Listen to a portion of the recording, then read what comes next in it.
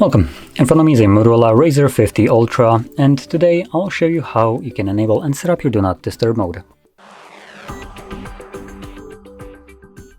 So to get started, pull down your notifications by swiping down from the top of your screen, and Do Not Disturb mode should be visible somewhere like right here, but if you don't see it, you can swipe down again to extend the list of visible toggles, and you have several different pages. Anyway, once you see the Do Not Disturb toggle, you want to hold it the first time around, and this will quickly take you to the settings where you can go over it and customize it to fit your needs.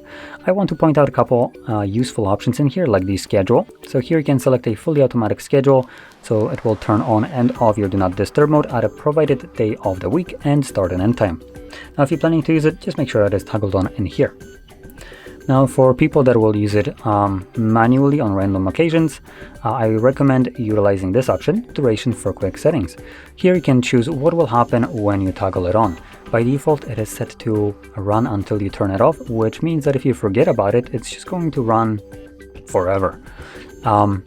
So I personally like to select it on a timer, make it a bit longer, like 4 hours, so it covers whatever thing I need it for, and maybe a little bit of time extra.